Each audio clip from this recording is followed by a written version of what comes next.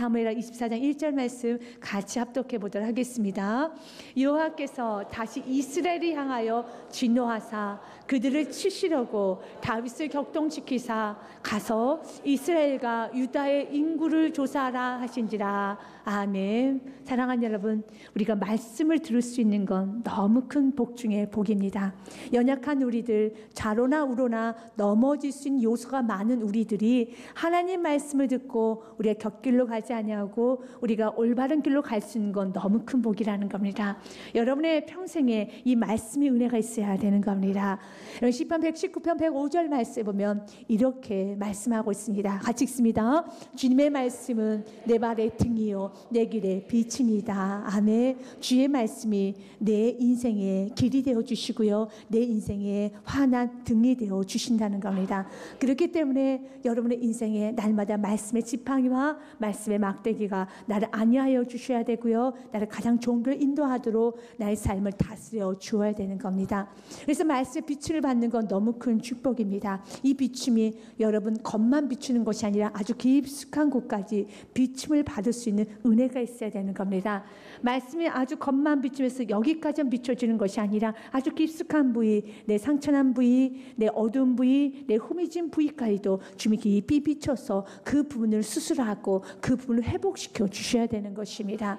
우리는 안에는 불순물이 아주 많습니다. 그렇기 때문에 날마다 말씀의 빛을 받아서 그 속에 있는 불순물을 제거함으로 우리가 이 땅에서 사단의 충동을 받는 것이 아니라 이제는 오히려 내가 강건해짐으로 사단을 결박할 수 있는 은혜가 있어야 됩니다. 오늘 본문의 말씀은 어떻게 시작을 합니까? 하나님께서 이스라엘을 향하여서 진노하고 있다라고 성경은 표현하고 있습니다. 여호와께서 다시 이스라엘을 향하여 진노하사, 왜 하나님께서 이스라엘에서 진노하셨는지 구체적인 이유는 정확하게 언급되지 않기 때문에 모릅니다. 하지만 약 두 가지로 좀 추정해 볼 수가 있습니다. 첫 번째로는요, 하나님이 세우신 다윗을 그들이 버리고 압살롬의 반역에 가담을 했습니다. 이것은 단순히 다윗을 버리는 인간적인 차원이 아니라 하나님의 주권의 도전이라는 겁니다. 하나님은 그 죄를 없다 하지 않습니다. 하나님이 결정하신 거예요. 하나님의 결정권에 그들이 도전한 겁니다. 이런 죄 때문에 하나님께서 그들을 진노하셨을 것이라 생각이 있고요.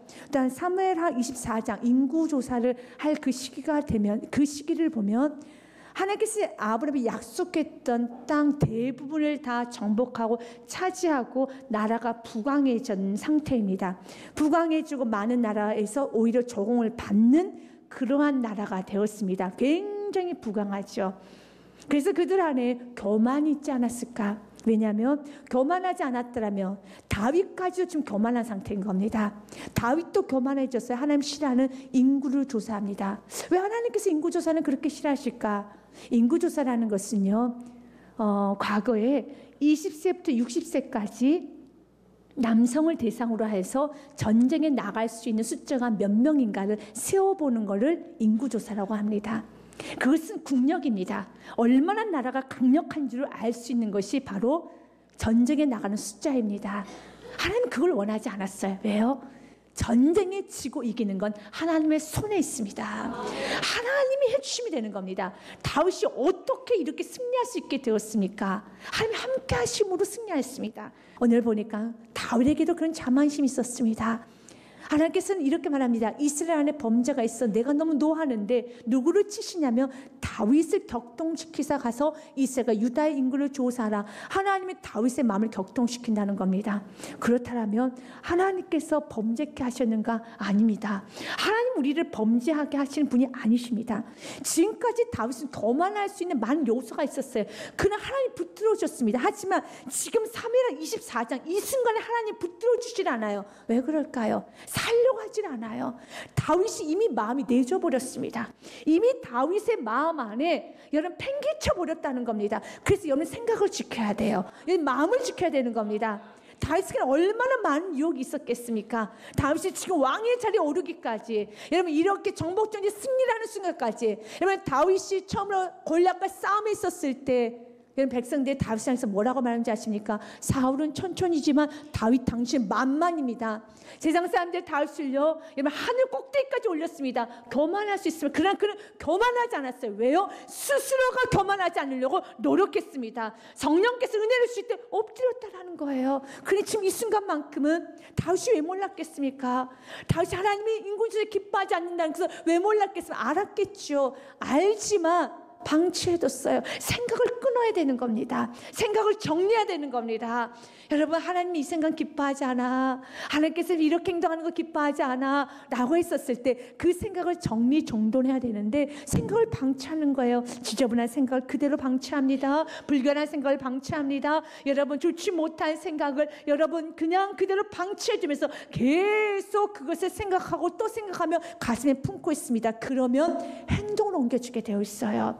우리가 어떤 실수를 하고 넘어졌었을 때 우리 자신을 돌아보며 내가 괜히 이랬다, 내가 너무 큰 실수를 했어. 이것은 실수, 넘어짐, 잘못이 한순간에 일어난 일이 아니에요. 내 생각을 수많은 시간 더 시뮬레이션을 한 겁니다. 그것이 일어난 결론인 거라는 겁니다. 그래서 지금 말하는 거예요. 잠언 말씀을 4장 23절에 너희가 소중히 지켜야 될 것은 물질이 아니야, 명예가 아니야. 지금 너의 생각이 어디로 향하고 있는지, 지금 너의 눈이 어디로 향하고 있는지, 지금 너가 어떤 방향을 보고 있는지 그것을 조심하라는 겁니다. 여러분의 지금 마음에 무슨 생각이 가득하고 있습니까? 여러분 어디에 집중하고 있습니까? 어떤 생각을 품고 있습니다. 이 생각을 품고 있는 것이 여러분 지금 기뻐하지 않는 생각이라면 이 생각을 버리셔야 돼요. 그렇지 않으면 넘어집니다. 다윗같이 범죄예요. 범죄 결과가 무엇입니까? 7만이 죽어나갑니다. 우리 지금 그렇게 살기 원하지 않습니다. 우리가 생각의 틈이 탈 때, 사단이 충동질할 때, 그때 그 순간순간마다 말씀으로 이기고, 이걸 하면 기뻐하지 않는 것이지 결박하고 나아가야 되는 겁니다. 잠언 4장 23절 말씀 이렇게 되어 있습니다. 같이 읽겠습니다. 모든 지킬 만한 것 중에 더욱 내 마음을 지키라. 생명의 근원이 이에서 남이니라. 아멘. 마음을 지켜야 되는 거예요. 다윗은 마음을 지키지 못했어요. 다윗은 마음을 지키지 못했습니다. 야고보서 말씀 1장 13절과 14절 말씀에도 이렇게 되어 있습니다. 사람이 시험을 받을 때 내가 하나님께 시험을 받는다 하지 말지니 하나님은 악에게 시험을 받지도 아니하시고 친히 아무도 시험하지 아니하시느니라. 아무도 시험하지 않습니다. 그러면 왜 다윗이 넘어졌습니까? 14절 말씀입니다. 같이 읽겠습니다. 오직 각 사람이 시험을 받는 것은 자기 욕심에 끌려 미혹이 되면 욕심이에요. 그래서 날마다 말씀 빛을 발해서 그 욕심스러운 생각과 욕심스러운 그 아버지 마음을 이 시간에 결박하고 물러내야 돼요. 무찔러야 되는 겁니다. 여러분, 그 욕심스러운 생각, 하나님 기뻐하지 않는 생각이 씨앗이 뿌려지고 그것이 자라기까지 방치하는 것이 아니라 엉켜지게 만드는 것이 아니라 끄집어내야 돼요. 다 토해내야 되는 겁니다. 버려야 된다라는 것입니다. 동일한 말씀 기록하고 있는 역대상 21장 말씀에 보면은요 1절에 사단이 충동질했다는 말씀이 있습니다. 21장 1절 말씀에 보니 이렇게 되어 있습니다. 사탄이 일어나 이스라엘을 대적하고 다윗을 충동하여 이스라엘을 계수하게 하니라 그랬습니다. 충동했대요. 사단이 충동했다는 겁니다. 지금도 사단은 공중권세를 잡고 있기 때문에 충동질합니다. 요셉을 유혹했잖아요. 충동했잖아요. 여러분, 또한 모세의 마음을 뒤흔들어서 복잡하게 해서 분노케 했습니다. 엘리야를 낙심케 충동시켰습니다. 베드로에게 무서움을 주어서 그를 충동해서 어떡합니까? 예수님을 부인하도록 만들었습니다. 바울을 교만하도록 충동질했습니다. 그러나 어떤 하나님의 사람은 승리했고 어떤 하나님의 사람은 처참하게 무너졌습니다. 왜 그럴까요? 또한 여러분, 그들이 무너지고 나서 어떠한 마음으로 여러분 그들이 좀 처참하게 예수 이름 부르는 걸 우리는 알 수 있습니다. 사단은 지금도 충동질합니다. 하나님의 사람은 충동질한 것처럼요. 다윗은 충동질하지 않았습니까? 모세를 충동질하지 않았습니까? 여러분, 엘리야를 충동질하고 베드로를 충동질했습니다. 그렇게 충동질했어요.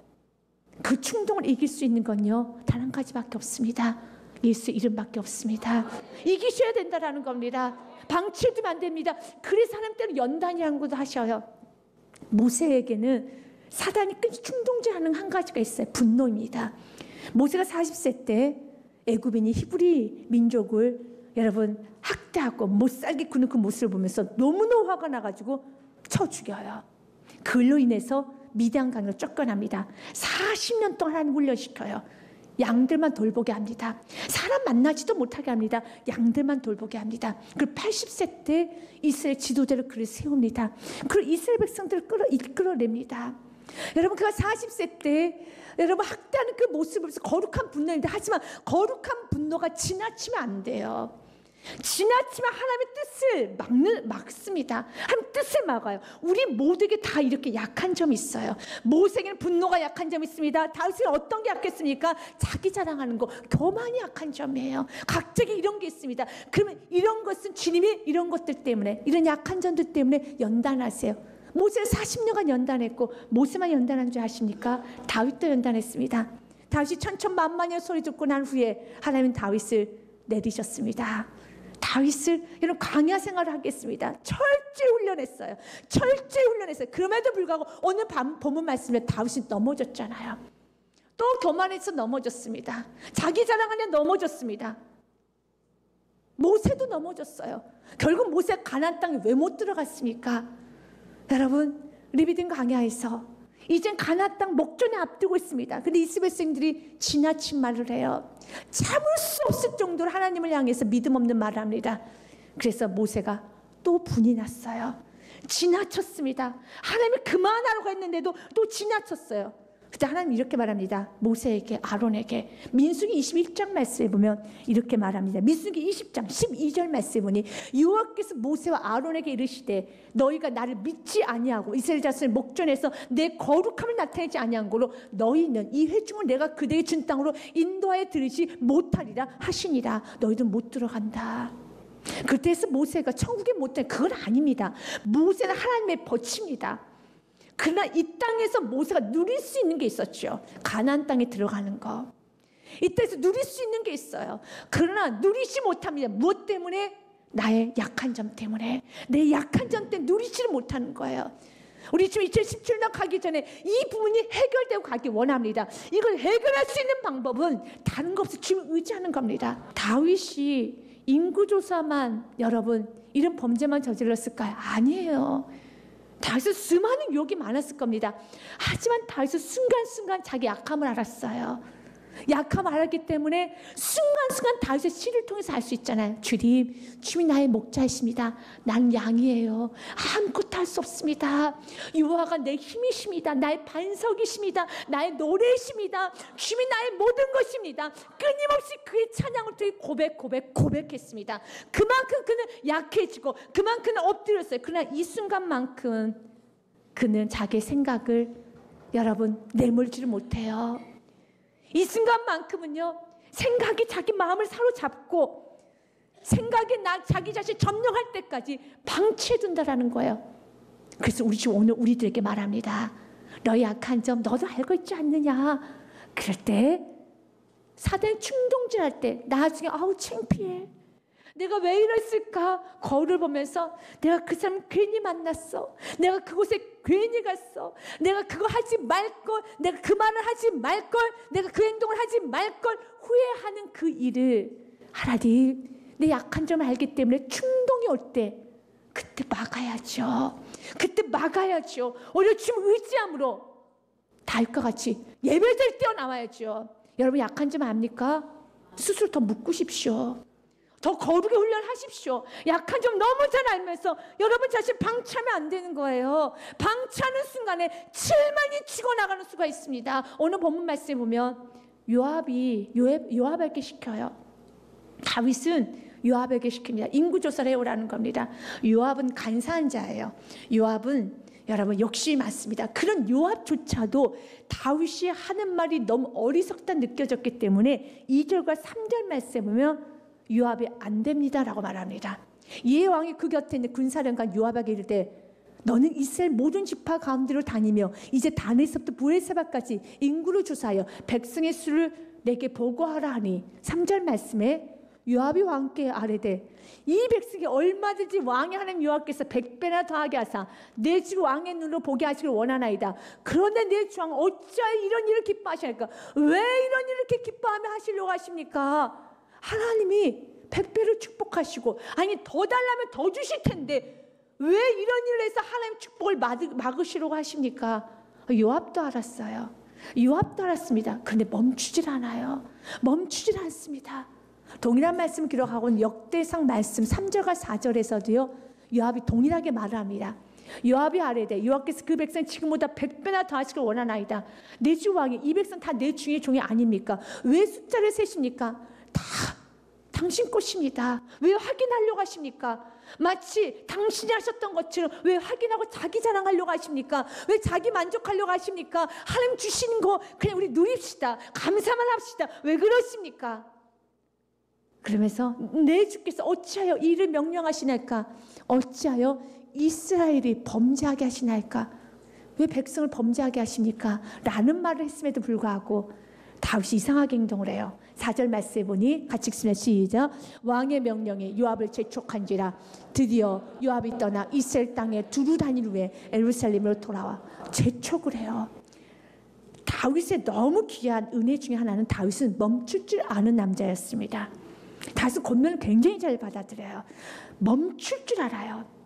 달려가다도 그만하십시오. 그러면 멈출 줄 알아요. 근데 지금 이 순간만큼 멈추지를 못해요. 왜 그럴까요? 이미 다윗 안에 내가 하고자 하는 너무 강한 욕심이, 교만이, 자기 자랑이 싹이 트고 자라서 그를 지배하고 있었다는 거예요. 그렇기 때문에 하나님, 내 안에 내 약한 점을 나를 사로잡기 전에 이런 말씀에 순간순간 타치받을 때 내려놓을 수 있어야 돼요. 은혜가 있어야 되는 겁니다. 교만하면 안 되는 겁니다. 교만은 패망의 선봉이에요. 교만은 넘어짐의 앞잡입니다.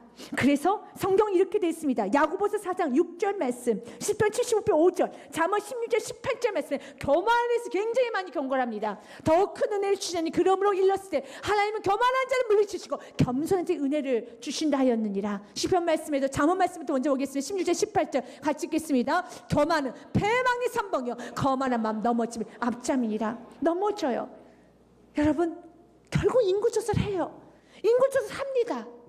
시편 말씀에도 이렇게 되어 있습니다. 75편 5절 말씀에 너희 뿔을 높이 들지 말며 교만한 목으로 말하지 말지어다. 겸손하라는 거예요. 목을 곳곳이 하지 말라는 겁니다. 다윗은 하지 말아야 되는데 인구조사를 시켜요. 근데 요압이 9개월 20일 만에 온 지역을 여러분 두루 다니면서 인구조사를 합니다. 그리고 다윗에게 보고를 합니다. 그 말씀이 9절 말씀이에요. 요압이 백성의 수를 왕께 보고하니 곧 이스라엘에서 칼을 빼는 담대한 자가 80만 명이요 유다 사람 50만 명이었더라. 130만 명입니다 라고 보고를 합니다. 엄청난 하나님 축복하신 거예요. 엄청난 축복하신, 이거는 20세에서 60세 남자들만 계수한 거예요. 그렇다면 백성의 숫자가 600만이 넘어요. 엄청난 숫자입니다. 하늘 별과 같이, 여러분 땅의 모래알같이 하나님 엄청나게 축복해 주셨어요. 근데 그 소리 듣자마자 다윗이 10절에 웁니다. 후회를 합니다. 마치 우리의 모습과 같아요. 충동질이 일어났어요. 충동이 일어났어요. 근데 멈추지 못하고 잘못을 저지르고 난 다음에 내가 왜 이랬을까? 내가 뭐 이거 하려고 이렇게도 그랬을까? 내가 왜 이랬을까? 싫지요. 싫은 마음이죠. 그래서 생각부터 차단하라는 거예요. 마음부터 정리하라는 겁니다. 이 마음을 정리하지 않으면 사단이 공중곳에 잡고 있기 때문에 여러분은 지배하고 거의 그 자리까지 끌고 가요. 그럼 나중에 여러분 후회합니다. 10절 말씀 같이 읽겠습니다. 시작. 다윗이 백성을 조사한 후에 그의 마음에 자책하고 다윗이 여호와께 아뢰되 내가 이 일을 행함으로 큰 죄를 범하였나이다. 여호와여 이제 간구하옵나니 종의 죄를 사하여 주옵소서. 내가 심히 미련하게 행하였나이다. 심히 미련했습니다. 우리도 그러잖아요. 잘못하면 내가 심히 미련했습니다. 내가 심히 미련했습니다. 다윗도 오늘 그래요. 내가 심히 미련했습니다. 어때서 우리가 하나님 앞에 예배하지 못하고 교만하게 살았던 내 모습이 여러분 다 비춰지면 정말 내가 심히 미련했습니다. 세상에 하나님 주신 입으로 내가 세상 말만 자랑하고 세상 것만 사랑하고 하나님 주신 모든 걸 가지고 내가 세상을 향해 썼던 내 모습이 다 비춰지기 시작하면 여러분이 알기 시작하면은 정말 숨고 싶을 거예요. 그래서 마지막 때 보면 이렇게 말을 해요. 산아 나를 좀 덮어달라. 바위야 바위가 내 위에 좀 떨어져줘. 여러분, 우리가 맨정신일 때는 바위가 떨어지면 도망가잖아요. 그러나 너무 숨고 싶을 때는요, 차라리 발 밑에 깔려 죽었으면 좋겠다라고 할 정도로 우리의 죄가 들춰지기 시작하면 바위야 내 위에 덮어버려. 나 그냥 가루가 되었으면 좋겠다. 없어졌으면 좋겠다. 이것이 우리들의 모든 죄가 창피하게 드러날 때 모습이에요. 오늘 다윗이 너무 창피해서 내가 심히 미련하게 행했습니다. 근데 이걸 깨달을 수 있는 게 은혜 중에 은혜입니다. 은혜 중에 은혜. 다윗은 깨달아요. 여러분도 혹시 깨달아집니까? 나의 교만함이, 나의 욕심이, 나의 거침이 깨달아집니까? 복이에요. 그런데 깨달아졌는데 다윗이 너무 슬퍼 울어요. 왜냐하면 이 일로 인해서 7만이 죽어갔거든요. 그래서 다윗이 17절 말씀에 보면 하나님께 간구를 합니다. 하나님, 이스라엘 백성이 무슨 죄가 있습니까? 나와 내 가정을 치옵소서. 다윗이 백성을 치는 천사를 보고 곧 여호와께 아뢰어 이르되 하나님, 나는 범죄하였고 악을 행하였거니와 이 양무리는 무엇 행하였나이까? 청하건대 주의 손은 나와 내 아버지 집을 치소서 하니라. 다윗이 다시 왕의 정신으로 돌아왔어요. 이스라엘에 범죄가 있습니다. 이스라엘이 이러다 죽습니다. 당신의 백성이 죽습니다. 라는 말을 들어도 아랑곳하자고 재촉했어요. 빨리 인구조사해. 빨리 인구조사 보고 싶어. 우리 백성이 몇 명인지, 우리 군사력이 얼마나 되는지 나도 좀 보고 싶어. 이렇게 재촉했던 그가 백성들을 살려달라고 다시 왕의 마음으로 돌아옵니다. 우리도 좀 정신이 나기 시작하면 자녀가 흐트러진 모습을 보고 다음 세대가 흐트러진 모습, 내 인생이 흐트러진 모습을 보면은 주님 앞에 울지요. 주님, 나 때문에 우리 가정이 이렇게 고생합니다. 나 때문에 우리 다음 세대가 이렇게 고생합니다. 나 때문에 이렇게 어렵게 되었습니다. 정말 나 때문에 이 나라 이 민족이 아버지 너무 어렵게 되었습니다. 라고 고백을 하는 것처럼 다윗이 이렇게 고백을 한 거예요. 주님, 나 때문에 이렇게 됐어요. 나 때문에 이렇게 되었습니다. 살려달라는 겁니다. 살려달라는 겁니다. 사랑하는 여러분, 다윗과 같이 기도하십시오. 그런데 7만 명이 죽어요. 너무 아픈 거예요. 죄는 대가가 있어요. 우리가 교만하게 살면은요, 자녀가 죽습니다. 자녀가 망합니다.